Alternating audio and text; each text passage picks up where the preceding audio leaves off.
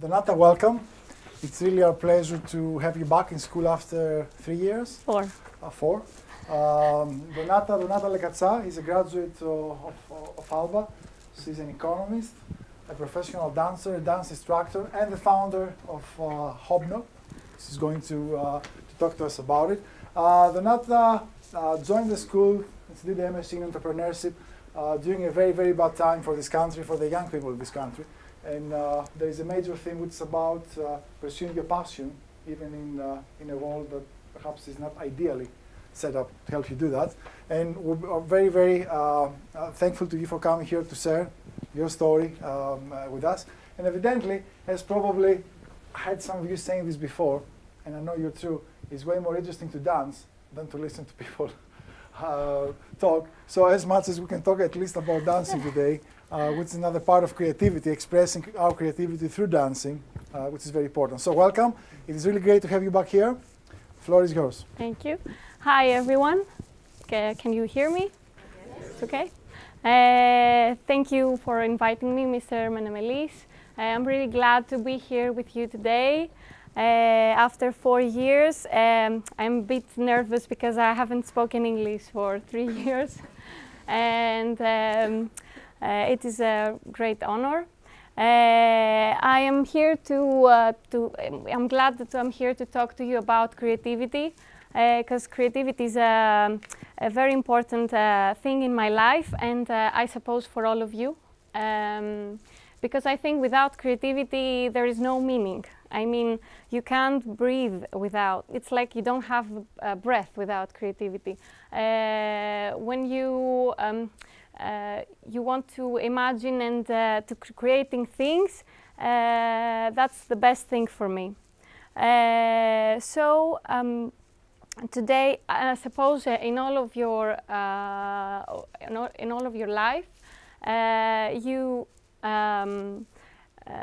you are every day you have creativity issues from small things to even bigger in your professional life, in your personal life, and that's very good that you can create little things every day.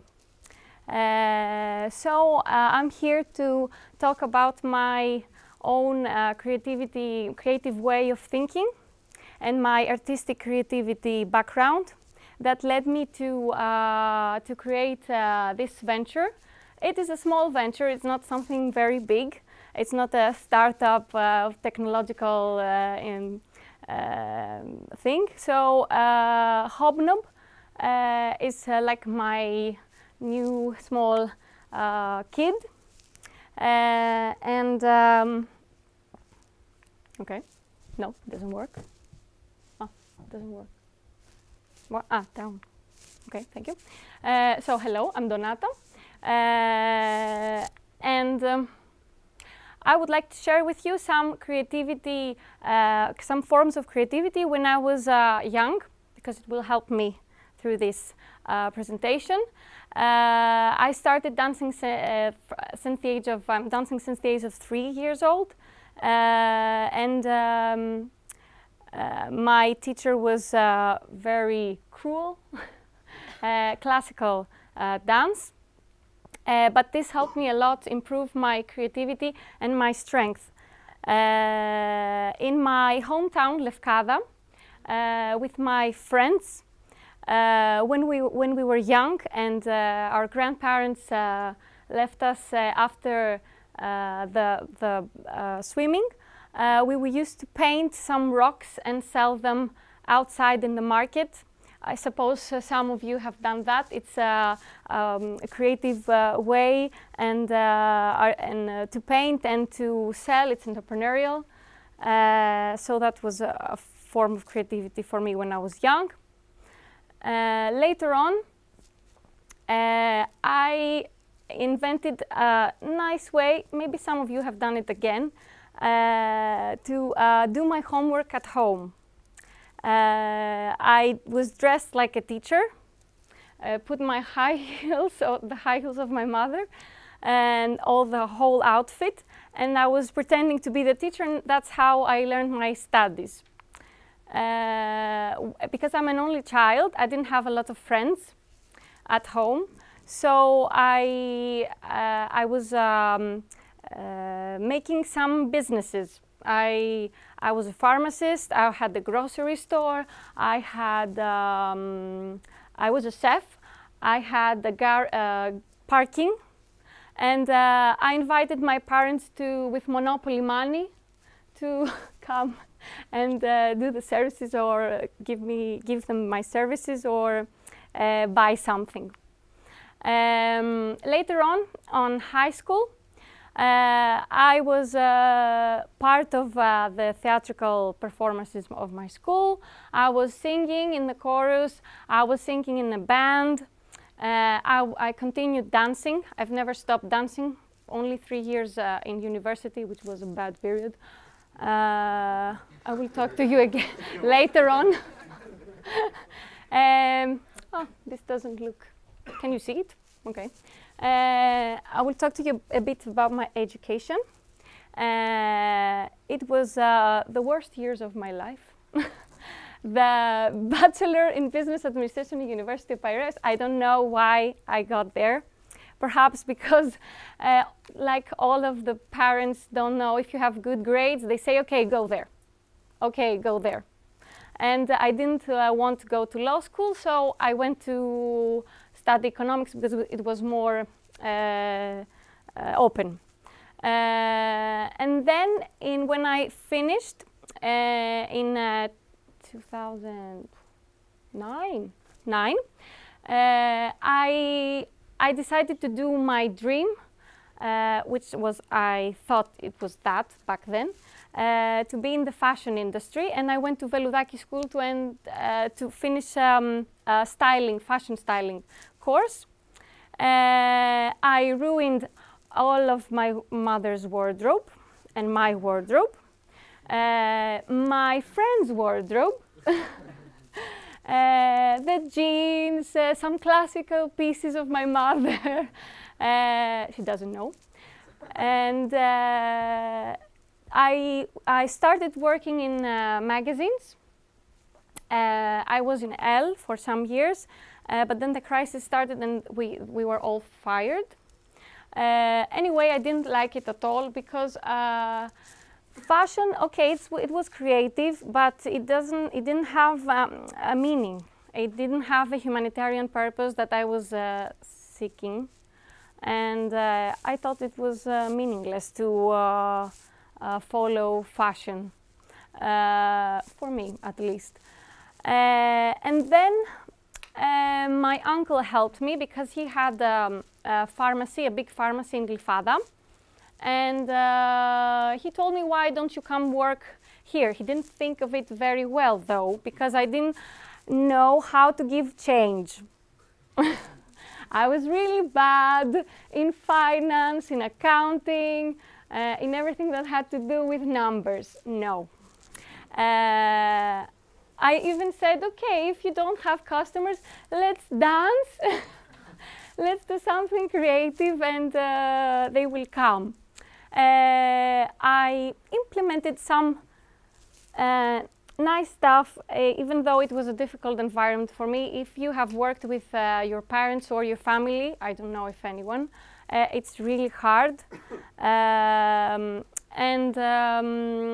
Although it was really hard, I tried to find some creative things to do so that my life would be easier and not end up crying in the basement. So I saw that we have some good customers, and we created the beauty room with beauty services for them.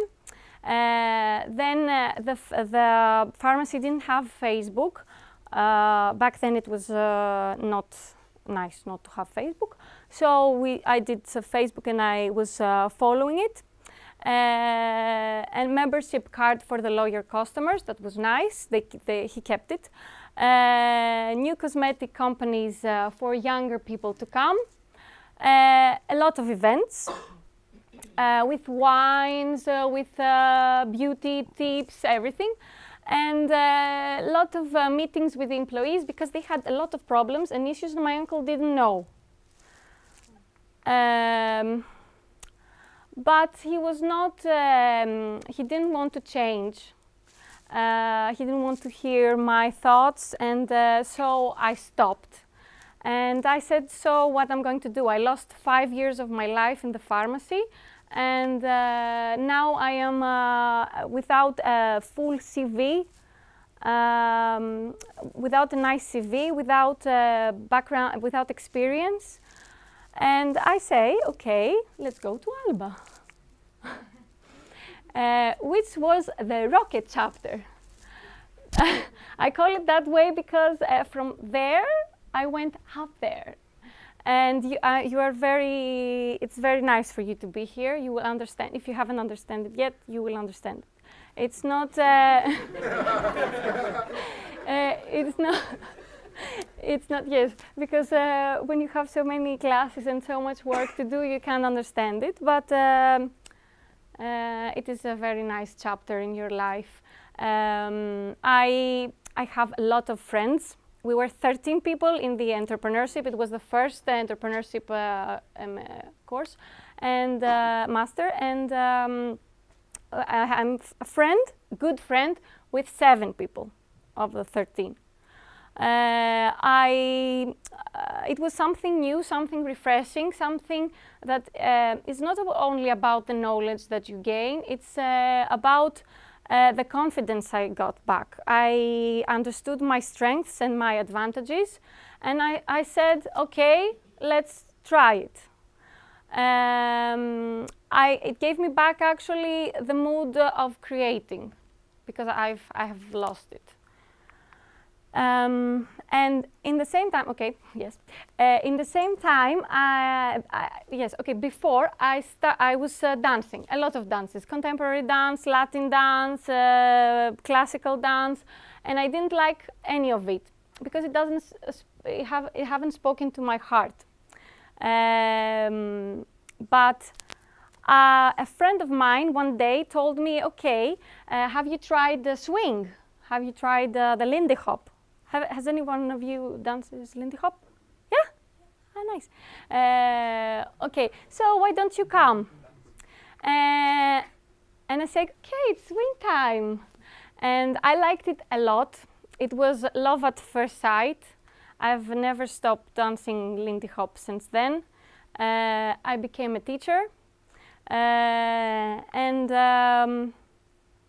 suddenly, not that suddenly, 1 year after, it was this think bulb moment when I said, okay, I have this artistic background. I have some experience in the pharmacy with people that I've seen them depressed. I've seen them taking pills.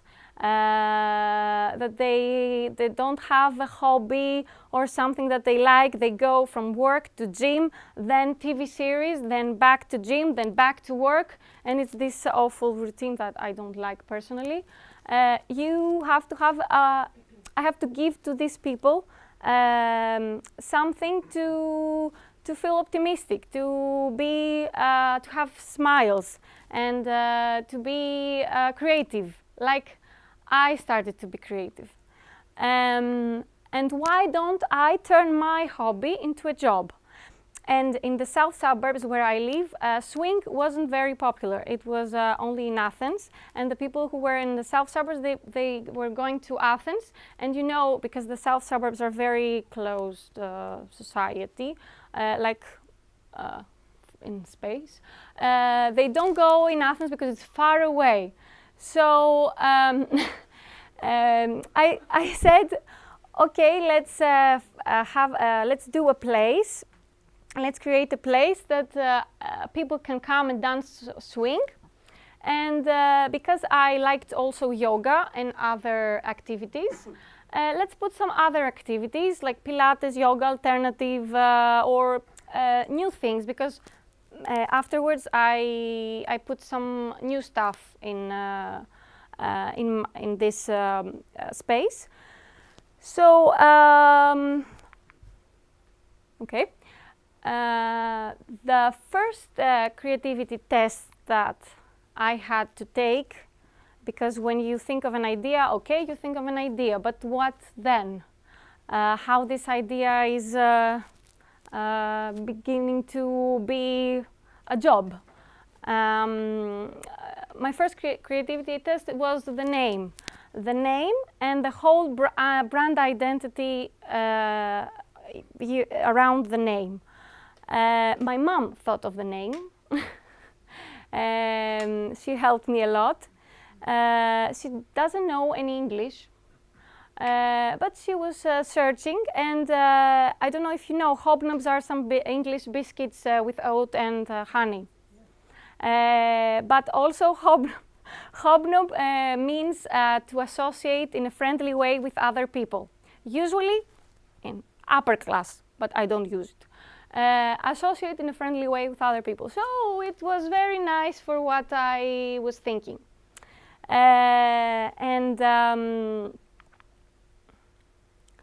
Okay, in hobnob, we do swing, we do jazz classes, authentic jazz from 20s, 30s, 40s, all these dances. I want to also to have tap dance, but it's like a community. It's like the members are called hobnobbers, and they can do a lot of alternative activities, like you go to a gym, but it's more personal and more intimate and cozy, and this homey feeling that you don't want to leave, you do, and then you want to come back. What else? We do workouts, ballet workouts, everything that it's around workout, but it's different. Not CrossFit, not TRX, something more of an artistic, with an artistic, that's why I have all women. Yes. I have some men in yoga, but most of them are women. I want to change that, but I don't know how. In swing, there are a lot of guys, but in other, I don't know why men doesn't follow yoga or Pilates. It's very nice, you should try it.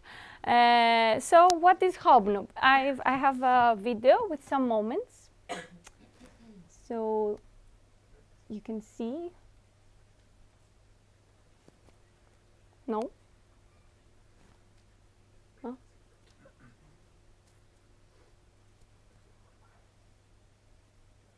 Ah. That's my dog.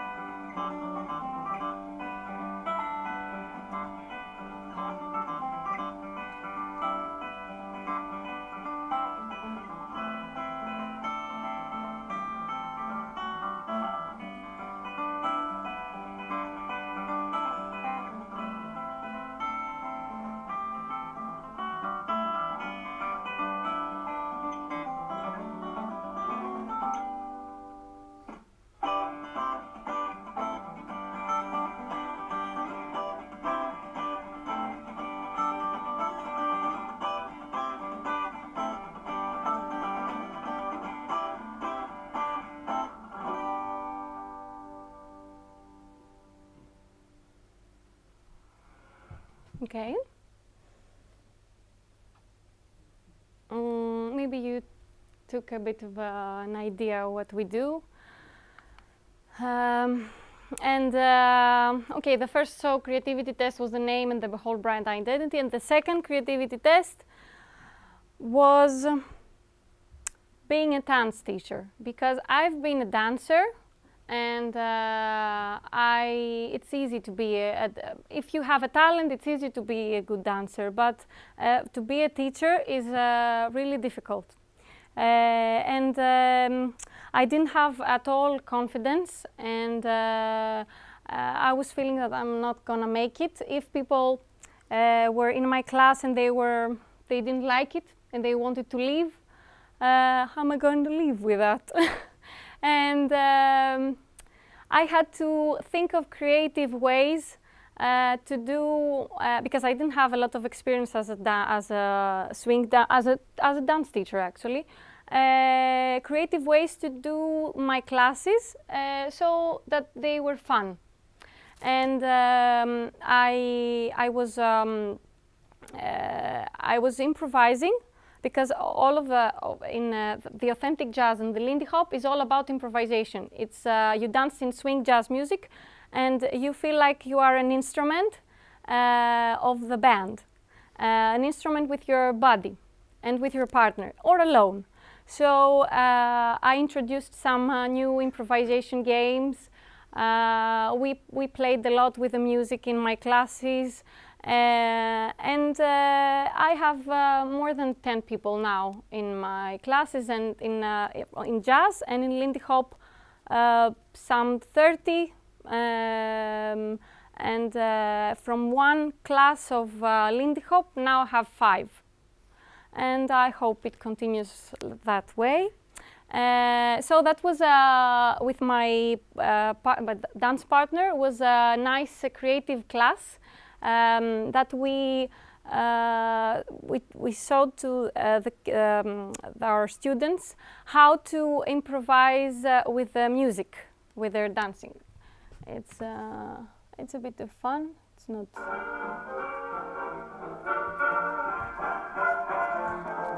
We took the hula hoops and to explain how jazz music works. And Pearl.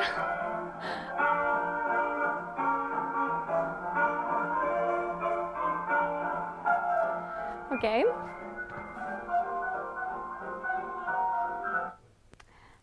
They found it strange with the hula hoops. It was funny.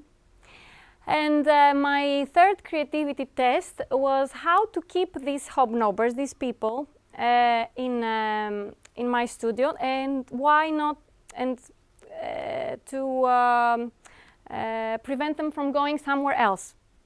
Because there are a lot of gyms, a lot of yoga schools, a lot of Pilates schools, so studios.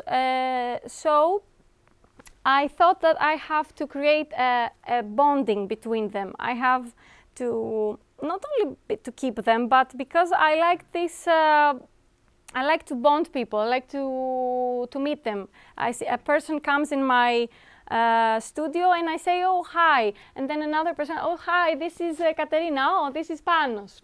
I often do that. So I had to create a social club of enthusiastic members that I called all hobnobbers, to feel like they have some like secret, they're in a secret club, and give them a purpose, the purpose that I had, the purpose to feel optimistic every day and to do things that that they like. To do things that I like and that they like. So I often do in Saturdays and Sundays parties and events to gather them up and to socialize and to know each other, which helped a lot, and they have made friends and companies, and that was a very good moment for me. Afterwards, in my daily routine, I have some challenges, like all of you have in your professional life, and I had to be creative in order to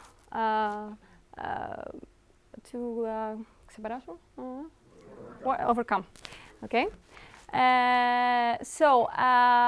I have every day to take the market's pulse, because I usually try new classes, but they don't work. So I have to change them. Okay, we have swing that is going okay, but all the others, I have to change them. I have to be creative and search and understand the people's needs. So I do often. I change them and I try to put interesting and new classes so that they not get bored. One thing I've understood these for 3 years that I have Hobnob is that you cannot do everything by yourself, because I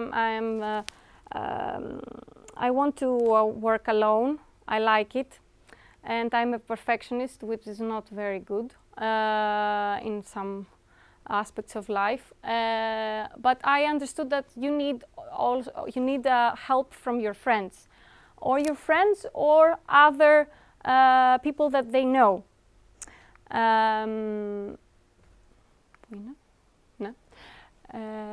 So my back office organization was totally a mess. I didn't know how to use Excel. I didn't know how to, I didn't even know about the Google Sheets. And I've learned it was very nice 3 years ago. And then the Canva.com that helped me a lot with my digital marketing. And a lot of friends helped me with that.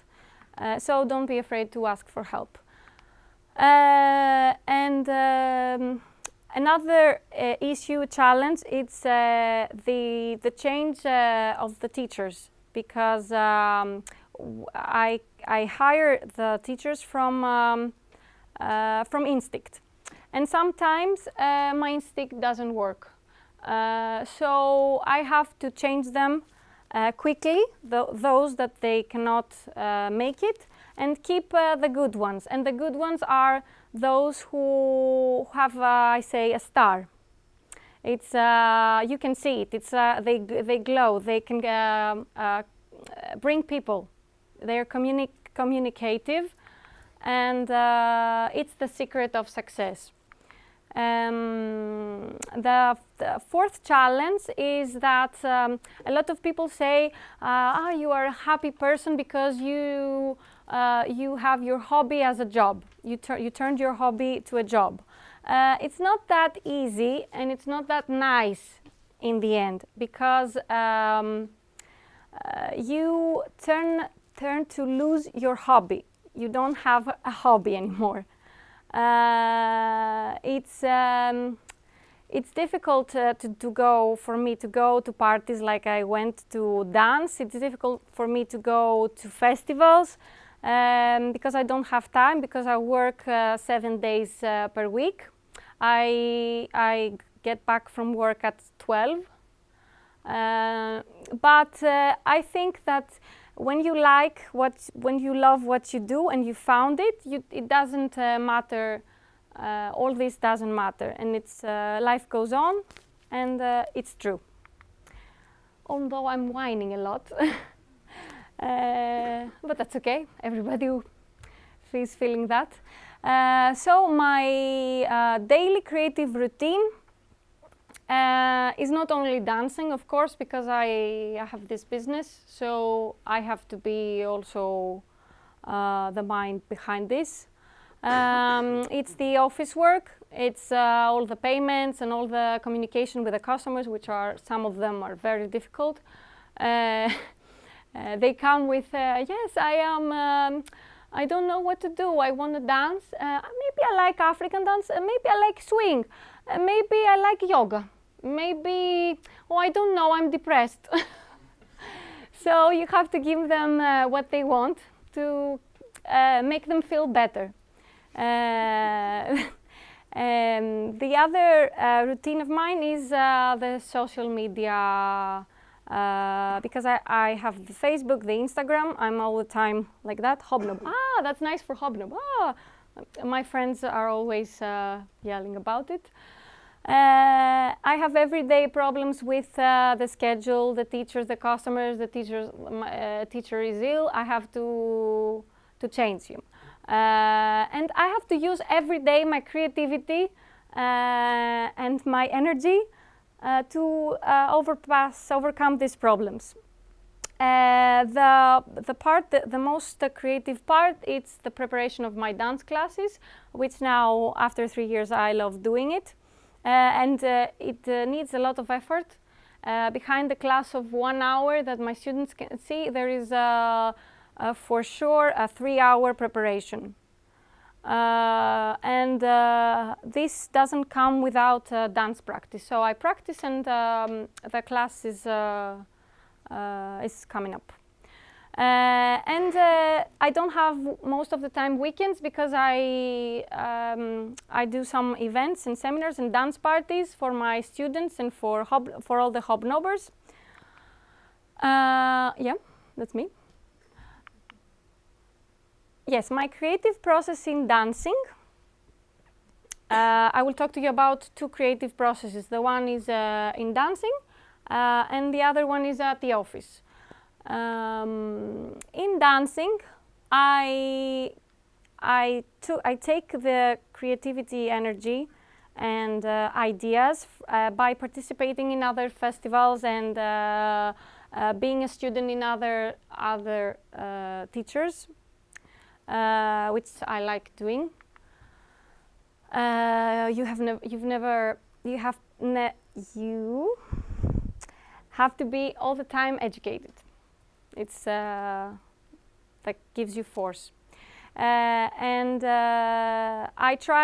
usually try in hobnob new things by practicing alone with some music, and I video myself. And I watch some new and vintage videos that help me make better my classes. Yes, that's me at the office. My creative process at the office, not only at the office but in my personal life too, is my agenda. I have an agenda, like a real agenda, like the old-fashioned agenda, that I do all the brainstorming. I write down all of my ideas, crap, nice, everything. And suddenly, after some days, in unusual timing, it might be something new, a new class, or maybe a new event, or something above hobnob that I want to do. Yes, that's some of my colleagues. I like to call them colleagues. It's not my employees, actually. I'm trying every day to foster the creativity by giving them my personal anxieties, my personal ideas, and sharing with them. It's the best way to keep them creative and to keep them in my life and to keep them in my venture. I give them events and like retreats they can do and they can earn from and we can take from. Also, I've created a group chat with all of them. We have a very personal contact and we share our ideas, like I said, and they're part of my daily routine. My dreams about the future, this is not Hobnob, this is another school in Lithuania. It is the very famous dance school in Lithuania, which is a very nice city for swing dancing. Sweden is the first, but then it's Lithuania. And I would like to have this healthy and growing business, to have even more hobnobbers, and not, I say hobnobbers and not customers, because I don't want to have only customers. People come and they go, because if I am behind hobnob, if they don't like me, they won't stay, because I've chosen my colleagues. And if they don't like me, they won't like my colleagues, they won't like my work, they won't like Hobnob. So I would love to have new Hobnobbers, which I believe they are interesting people that want to do something new. Most of them are people that I would that they would be my friends. And later on, I would like to have a big Lindy Hop South community. That from this thing, now it's that, and I want to be that. And of course, this dance school, I put it because I want to move someday in a bigger space. That it might look like that, like a big basement club. I don't know how you find it, but it's to have jazz bands and to be like underground, like in Harlem, in Savoy Ballroom, it was underground. But all this, I don't want Hobnob to lose this homey feeling and this cozy feeling that it has right now. Okay, that was all about Hobnob.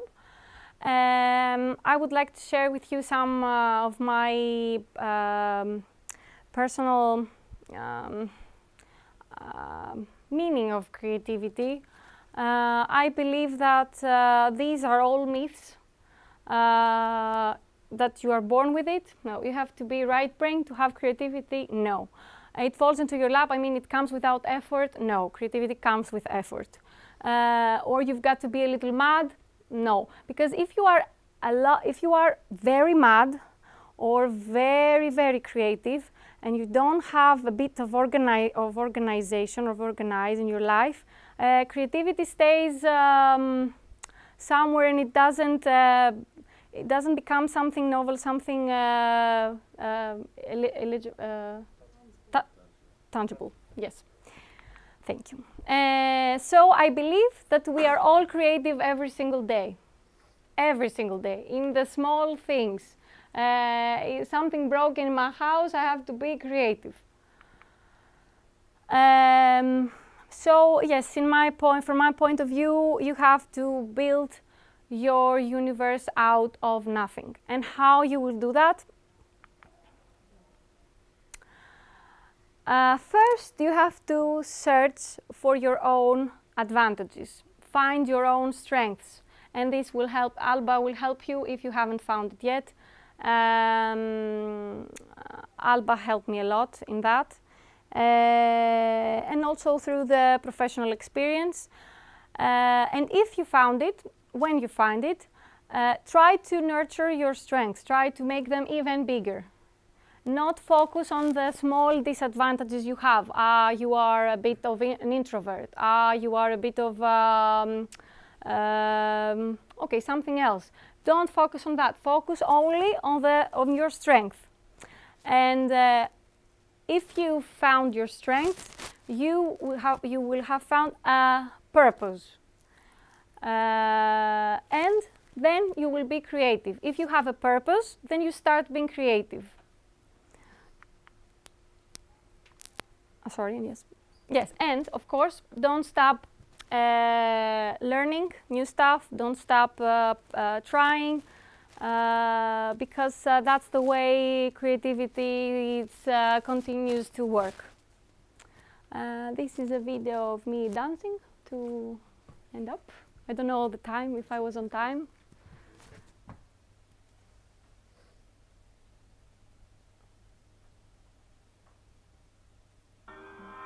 It is in Stavros Niarchos. I did it for marketing reasons. It's a bit of the sound. It's I'm not in time. It's not me. It's the video. Because I'm talking about rhythm and I'm out of rhythm right now. Okay, no, we'll close it.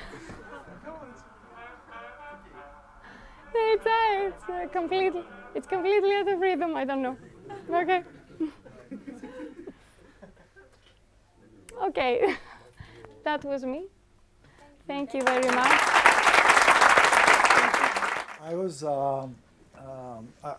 listening to this idea of things connecting for you. You mentioned that there is a time where different things came together, and you decided to start up Hobnob, right?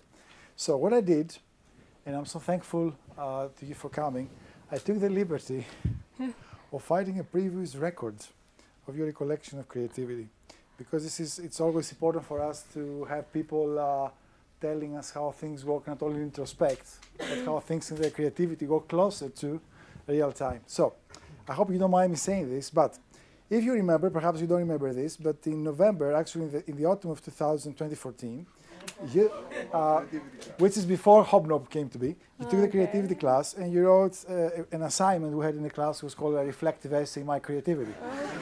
So yesterday I went back and I just wanted to refresh my memory what you wrote back then. Now, here's one interesting, do you mind if I share a couple of things? I'll tell you what you didn't write about. No Hobnob. So this is the date, is 2 November 2014, and it seems that Hobnob was not in your... Yes, it was not. In 2015, 1 year later. Okay, here's a couple of things that you wrote about it. Creativity has always been a good friend for me that helped me enjoy the present and forget about the future. It is my beacon of light in dark hours when fears overcome me and well-hidden emotions want to be relieved. Now,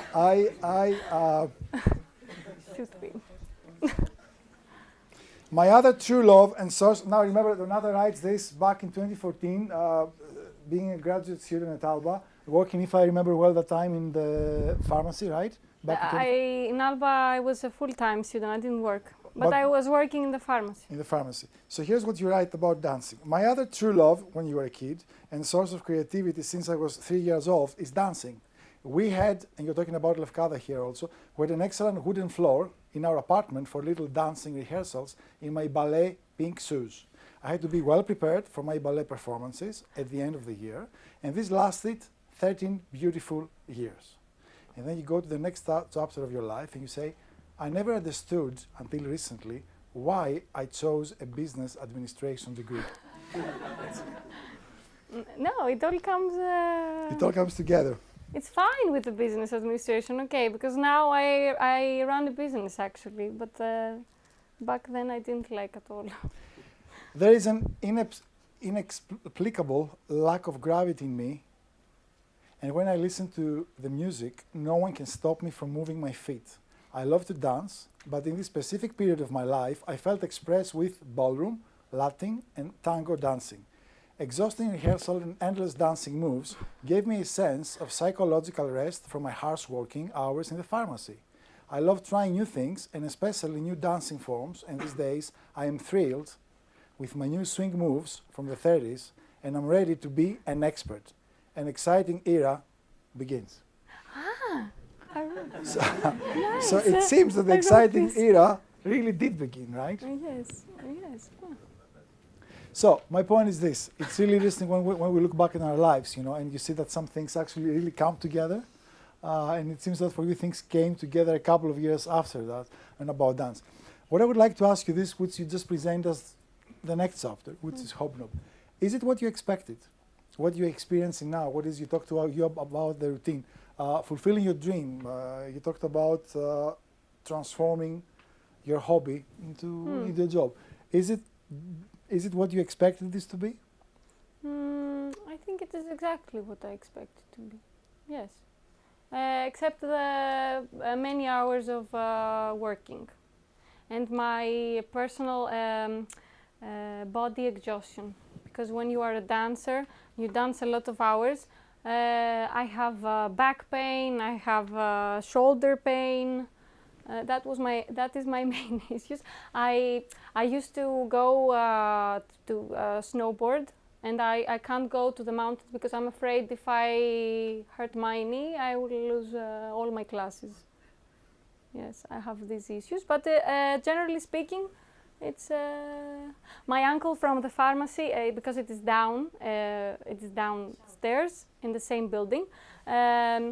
he was telling me when I was working at the pharmacy, I was whining when I was in pharmacy, and I say, oh, why you have me working here in up to 11 o'clock? And now he sees me downstairs at 12. And he says, oh, now you see, you did what you wanted and you end up working more. But it feels less He's like that. But I like it. What's your problem? This is very well taken by all of us. The process is I have to be very. I close my phone. I close everything that might be distract me, and I usually first watch videos, usually vintage videos, and I try to take some moves. And these moves, then I dance them, and I try to combine them with other moves that come up on my mind while I'm dancing. And I also have, this is to create a choreography, because my class has a bit of a choreography, and then in the beginning or in the end it has some improvisation games, because my aim is my students to learn to dance, not choreographies, but to dance, hear a jazz song and dance by themselves. So yes, it's, yes, I don't know if I... Do you follow the same approach with the people that work with you at Hobnob? So basically you don't have to give them lots of directives, but you just... they have their own approaches. It's one of them, which I trust. That's why I have them. I don't go in their fields a lot because I don't know much about yoga. I don't know much about another employee of mine. It's a great teacher of all yoga teachers, and she does a Garuda class. It's like between Pilates and yoga and dance, contemporary, because she's a ballet teacher also. I don't want to go in her fields because she's much more experienced teacher than am I. But I try to gain from her creativity. Now these days she's teaching me how to do Garuda. Always learning. You mentioned about people who come, the Hobnobbers, right? And I guess some of them have their own lives, their own full-time jobs. If you look back, what can a person gain? Because I was really interested in listening to you saying, well, it's not CrossFit that we do here, right? Yeah. So the experience of dancing, not for the professional dancer, right? For those of us who, for people who come to Hobnob twice a week, once a week, I don't know. What do you think it helps them with? What is the experience of dancing being interesting for people? Can I talk with an example? Sure. Yes. There was a student of mine that we had a common friend. And this common friend used to say, "Oh, Eleni, before she came to Hobnob, she was working at the college library of College of Athens, and she couldn't work. She was really lost, very depressed, and very sad. And I saw her yesterday, and after 1 year of dancing, Lindy Hop. And she's a totally another person. I couldn't believe that she was the same person that I saw. So that's what I want to see. I have an introvert, a really introvert student, and if you put him in front of the other students, let's say 10, 15 people, now he dances and he's not afraid. So does it have to do with building people's confidence? Does it yes, have to do with yes, I think building their whatever everybody needs. I think it's yes, you gain confidence with dancing, and you gain a lot of optimistic energy. It is a happy dance. It's not like other dances. Because it's a happy dance, it gives to people happiness. You see, if you go to a dance floor with swing, you see all this bounce feeling and all these smiles. They're not like that, no. And I think makes you a better person, a better version of yourself, I think. So I want to go back. Actually, I witnessed that this last Saturday, right? They had that horn of the New Year's celebration, and I could just see all of you being there. You were really, really happy dancing. I wish I could dance half as good as that. Everybody can. I've come from some classes to do. I think I have the right age. Now the no, I have students in your age. I have the right age because my best student is. She's why? No, I was really serious on both sides. I will come, and I really think I have the right age because what I meant is I've never done it. So at my age, it's really important to try out new things and new forms of expression. Now, at the same time, I wouldn't be as ambitious to come anywhere close to being your best student, but still the experience. No. But what is it that you do? That's the thing I'm trying to understand. It used to be that you were a student, you worked in a pharmacy, and dancing was your hobby. Now that dancing is the very core, professionally what you do, and I understand that you really invest yourself in what you do.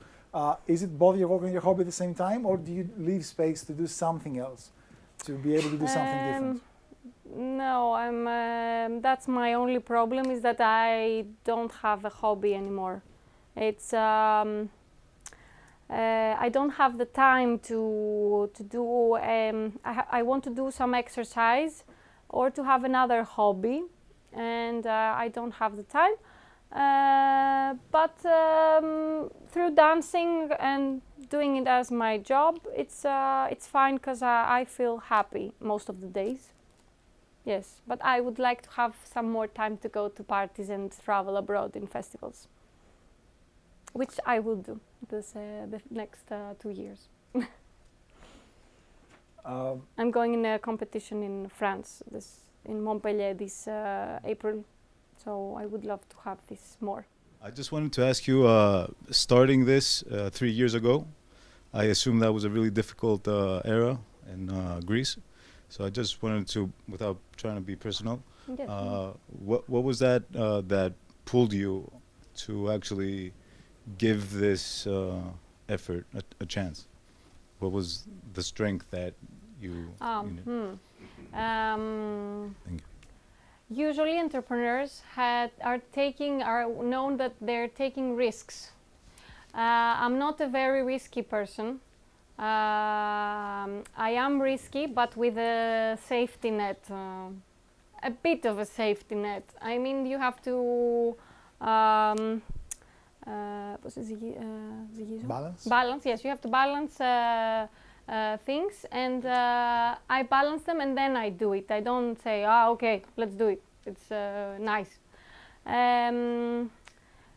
So I had the help from my home, and a little bit of help, and some things of my own, not much, and because I thought that it was a nice idea to do this swing thing in the south. I thought it was very catchy because swing was growing very, very much in the whole world, and I saw it. And I saw in Athens it was one school, one studio, and now there are many. And in the south there was none. So it was risky, but it was not so risky. And the second thing that I thought, and I was okay, it was that in the building that I am, it was my uncle's, and in the beginning it helped me a lot because the rent was very small. He said, okay, let's make it bigger later. So all these things together said, okay, let's go for it. Did the general environment in the country affect you at all? No, it didn't. No, it didn't. Because I think in times of depression, in times of crisis, that's why Lindy Hop in the 20s, it was the big crisis in America. And that was Lindy Hop started, because in the middle of crisis, people are depressed and they want to feel happy and optimistic. And that's a dance that makes them optimistic. That's why I wasn't, I think, affected. Okay, I don't have, I don't work in a corporate business to take my money every month to have my gifts. I am struggling. It's if I don't work one day, it's minus. But here's a good question. Do you ever complain about your world? Because here you gave us a presentation, you started up in a very bad time, and it seems to me that you just don't complain about the world. No, I don't. You don't? No. I think that's a good interesting thing for us to Usually I don't. I complain about other things. but not the environment, okay? No. Thank you. It hadn't affected me, okay, it's not, let's be honest, it's if I have stayed without a job and without any help, okay, I'm not coming from a rich family, but I haven't, I'm not affected in a way that I don't have my food or my personal things, and I'm trying. Have you found something that you would do differently if you could go back right before you started Hobnob? Many things. You want me to say some examples? The biggest one, maybe? The biggest one is the fact that I'm all the time there. If I had some other people are used to see me all the time there. If they see someone else, they say, it's not Hobnob. Okay. I could have been more on the background. So they've associated Hobnob with you completely. Yes. And I think that if something happens to me, or from a small thing, and if I have to be away, let's say I'm pregnant or something, I believe that Hobnob will be lost. And that's, I have to find out I have to find out what to do with that. I'm trying. I've understood my problem. Yes. Hi, Donata. Hi. So, having worked in both a large organization such as Elle, which is a very large magazine in Greece, and both on your own project, how do you feel having experienced creativity in both sides of the fence?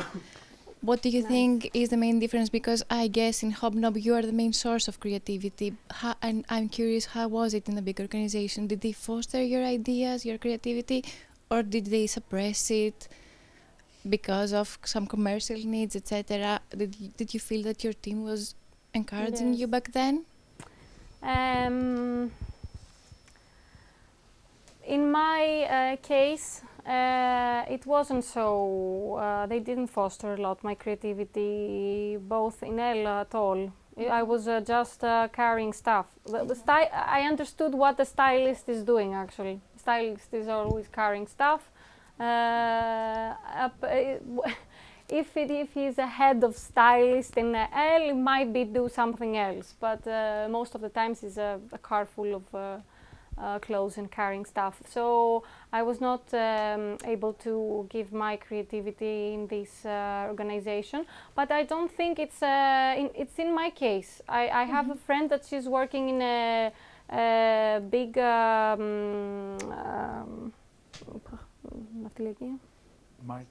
maritime. And she's a HR manager, and she puts a lot of creativity in her work. It's up to the head and up to the organization, and not even in the pharmacy that it was my uncle. I didn't have the. Yes, you said so. I did all this, and I had the critic of this is nonsense. This is not going to help the pharmacy. Too innovative for. Yes, and I have many other ideas that was too innovative. I didn't like it. Thank you. Hi, I'm Nikos first of all, welcome to Alba, and thanks for sharing all these nice things.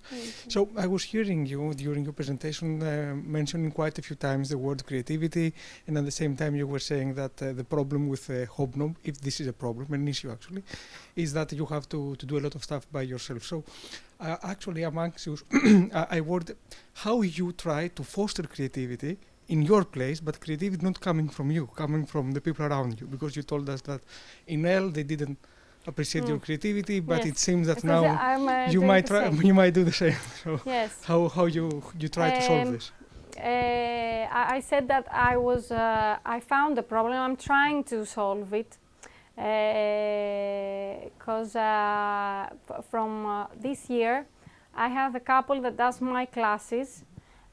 Some of the classes of mine, and they feel like home in Hobnob. They have left other dance studios to come to Hobnob because they felt that this is a place where they can put their dreams, and I leave them a lot of freedom to have the emails of my students, to talk to them, to go out with them and meet. We even go in their marriages together. So my other colleagues, that they're doing different activities, I don't enter at all in their job. And sometimes maybe they feel, because they do, let's say they do 2 hours of classes in Hobnob, and they have 2 hours and 4 hours somewhere else. It's difficult to have them to be very into Hobnob, because they also have other. It's not like you are in a corporate an organization. But even then, I'm trying to talk to them all the time about my creativity, my creative ideas, and give to them reasons to want to have to do more classes, to do events, and I am behind this, but little by little, yes. Thank you. Let's pass it back. Yes, good evening.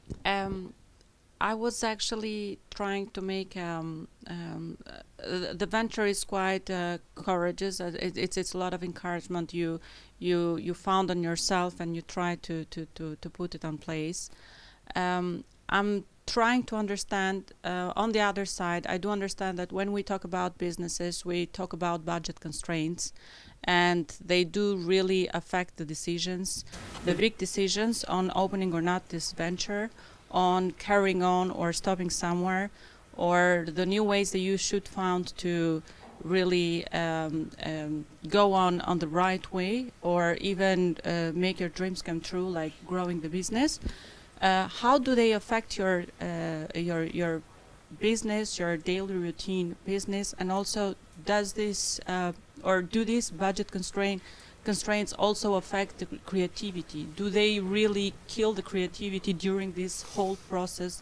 And how do you manage it, or how do you really find the inspiration, or how do you really find the ways to keep the creativity in place and also boost more creativity so that you can also deliver it to your customers or to the other significant people? Question, very nice question. I am a very optimistic person, but I have a lot of times in my life that I was in panic. I had panic crisis, a lot of panic crisis since the day I started. Going in hospitals, I mean, really panic crisis. And in my everyday life, not every day, because I have good days and bad days, but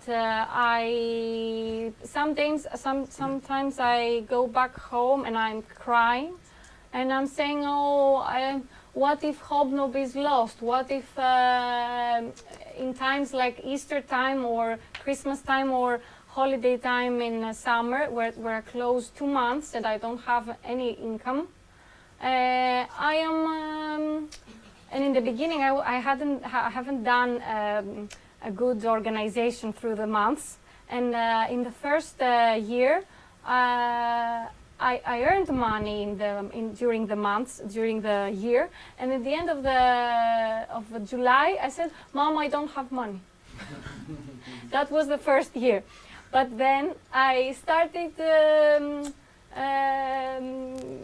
doing it better, my organization, and these panic crises have stopped. Although this sometimes it kills my creativity, sometimes this anxiety, and I'm feeling lost. I don't have any energy to do.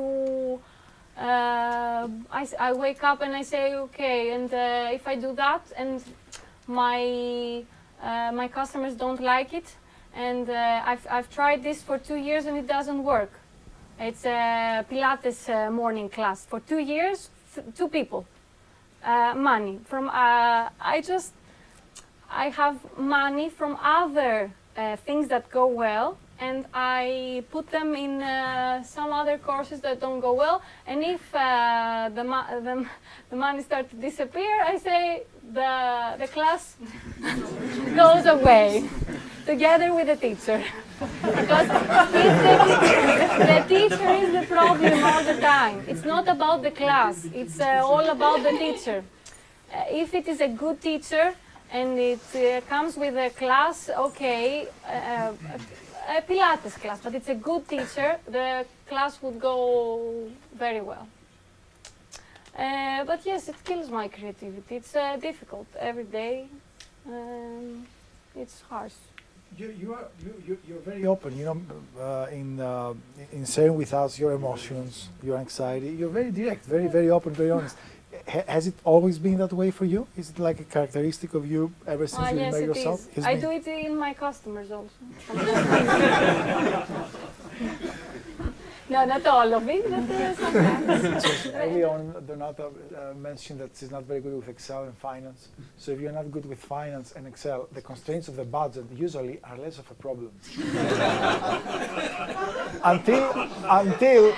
until you see them, and then you have panic attacks. Do you have another?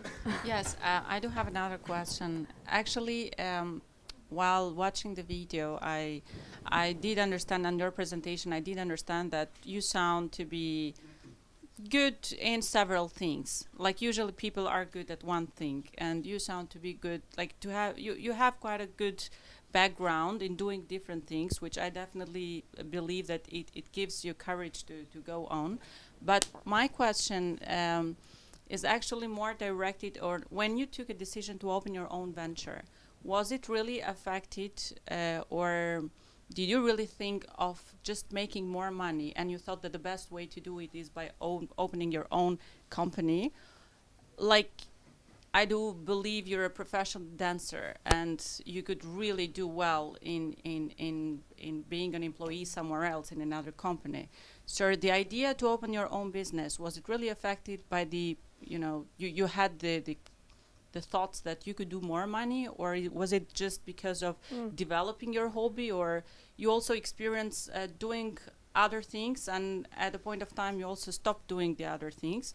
Like, what was really, I mean, might sound an intimate question. It's up to you whether you want to. Yes, no. I will be totally honest. I was my uncle in the pharmacy was very, he taught me a lot of things, but he also was very negative, and he was all the time saying, okay, one day he was saying, oh, you are very good. The second day he was saying, you cannot do anything in your life. This was a Scottish shower. And to be honest, I started Hobnob because I wanted to show to my uncle that I can do it. It was not about the money. Not about the money. It was, and the second was to do what I love and find something that I love. And I wasn't totally sure if it was that. And I'm still not sure if it's only that, because I have other ideas for more things. And maybe I will do it, but I don't have time. So one of the best, not the best, one of the things Alba usually can do for you, now you know what is going to happen in the next 4 weeks. We're going to post the video of you talking on the web, and your uncle will be able to... Still, he doesn't believe in me.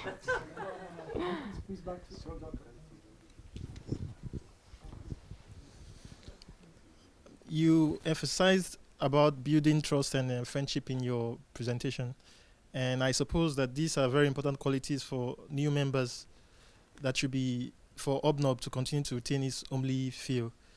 Do you admit anyone that comes to Hobnob, or do you do some screening? Because I see you do screen your teachers properly.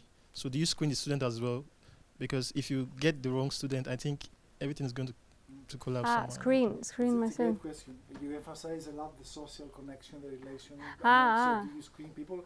Has there ever been a customer you say, you know what, perhaps you should come? Yes. No, the thing that another thing that I realized I'm good at, it's my instinct in people. When I meet somebody and we talk for a couple of, for 10 minutes, they come to Hobnob, and I understand exactly what they want. And if it's not the person that suits me to be in this class, I will try to put them in another class. Not if he's not for Hobnob, I don't want him actually. Actually, I say, okay, come, but later on he doesn't come. He comes once, and if he's a bit of a whiner and he says, oh, and this is very expensive, and I don't want him. Please. Okay, I can make one question, since we come from the same homeland. From Lekatsa, yes. So it's going to be a very simple question. What was the role of Alba in taking your decision to initiate this small company, let's say? How Alba affected your future plans? The first way was the one I talked. It was about confidence and about giving me strength. The strength I needed because my uncle was very negative. And Alba gave me this push. And the second was that I learned how to do a business plan. I did. It wasn't a business plan, great business plan. It was, yes, it was in a paper, and I tried to see, okay, with how many classes I have to make a break even. To do break even, or to do my price policy, or how do I pay the teachers, in that things, and more of a confidence, more of a new ideas. It was nice what a friend of mine who is from Alba and came here to talk about creativity, Nicolas, he said to the audience, is that don't be afraid to share your ideas, because in Alba what we learned is if you have ideas, please share them, and something good might come. And I listened to a lot of ideas. The teachers gave to us one paper, one article from newspaper to read, and I read 10. Because I wanted to evolve and to have more confidence. That's Alba. It was very helpful. You know, it feels really good to see you after 4 years having the same level of enthusiasm and openness and honesty and directness, and also being able to follow your hobby and to follow your dream and your passion and to keep on learning and growing. And we certainly were going to invite you to come back 5-6 years down the road to tell us what happened with trust and scaling and growing and everything else. Donata, thank you very much. Best of luck to you.